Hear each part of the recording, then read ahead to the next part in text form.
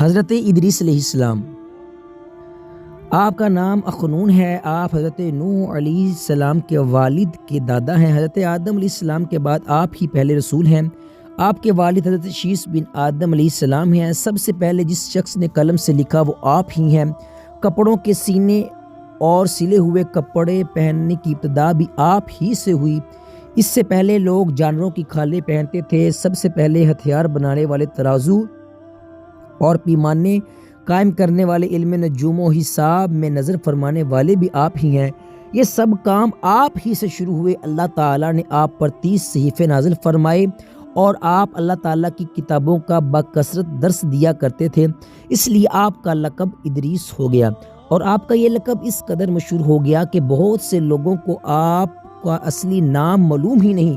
قرآن مجید میں آپ کا نام ادریس ہی ذکر کیا گیا ہے۔ آپ کو اللہ تعالیٰ نے آسمان پر اٹھا لیا ہے۔ بخاری و مسلم شریف کی حدیث ہے کہ حضور اکرم صلی اللہ علیہ وآلہ وسلم نے شب معراج حضرت ادریس علیہ السلام کو چوتھے آسمان پر دیکھا۔ حضرت کعب بن احبار وغیرہ سے مروی ہے، حضرت ادریس نے ملک الموت سے فرمایا کہ میں موت کا مزہ چاہتا ہوں، کیسا ہوتا ہے وہ، تو میری روح قبض کر کے دکھاؤ۔ ملک الموت نے اس حکم کی تعمیل کی اور روح قبض کر کے اسی وقت آپ کی طرف لوٹا دی اور آپ زندہ ہو گئے۔ پھر آپ نے فرمایا کہ اب مجھے جہنم دکھاؤ تاکہ خوف الہی زیادہ ہو۔ چنانچہ یہ بھی کیا گیا۔ جہنم کو دیکھ کر آپ نے داروغہ جہنم سے فرمایا کہ دروازہ کھولو، میں اس دروازے سے گزرنا چاہتا ہوں۔ چنانچہ ایسا ہی کیا گیا اور آپ اس پر سے گزرے۔ پھر آپ نے ملک الموت سے فرمایا کہ مجھے جنت دکھاؤ، وہ آپ کو جنت میں لے گئے۔ آپ دروازوں کو کھلوا کر جنت میں داخل ہوئے۔ تھوڑی دیر انتظار کے بعد ملک الموت نے کہا کہ اب آپ اپنے مقام پر تشریف لے چلیے۔ آپ نے فرمایا کہ اب میں یہاں سے کہیں نہیں جاؤں گا۔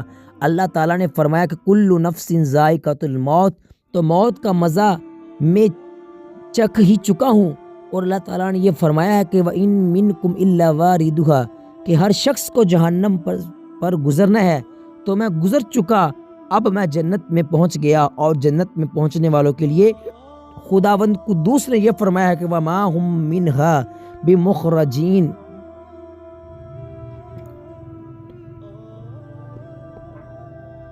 کہ جنت میں داخل ہونے والے جنت سے نکالے نہیں جائیں گے۔ اب مجھے جنت سے چلنے کے لیے کیوں کہتے ہو؟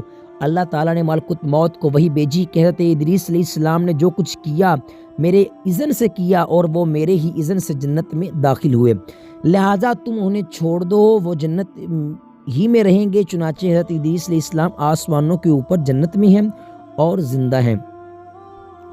حضرت ادریس علیہ السلام کے آسمانوں پر اٹھائے جانے اور ان کو ملنے والی نعمتوں کا مختصر اور اجمالی تذکرہ قرآن مجید کی سورۃ مریم میں ہے کہ اور کتاب میں حضرت ادریس علیہ السلام کو یاد کرو، بے شک وہ صدیق تھے جو غیب کی خبریں دیتے تھے، اور ہم نے انہیں بلند مقام یعنی آسمان پر اٹھا لیا۔ یہ وہ ہیں جن پر اللہ تعالیٰ نے انعام فرمایا ہے اولاد آدم کے نبیوں میں سے۔ اب اس واقعے سے ہمیں درس حکایت یہ ملتا ہے کہ حضرت عیسیٰ علیہ السلام کے واقعے سے کہ اللہ تعالیٰ کا رسولوں اور نبیوں پر کتنا بڑا فضل و کرم اور انعام و اکرام ہے۔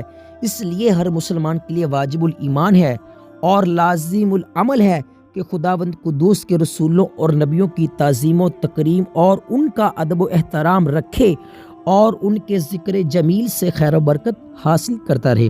قرآن کی مقدس آیتوں اور حدیثوں میں بار بار خدا کے ان برگزیدہ رسولوں اور نبیوں کا ذکر جمیل اس بات کی دلیل ہے کہ ان بزرگوں کا ذکر خیر اور تذکرہ موجب رحمت و باعث خیر و برکت ہے۔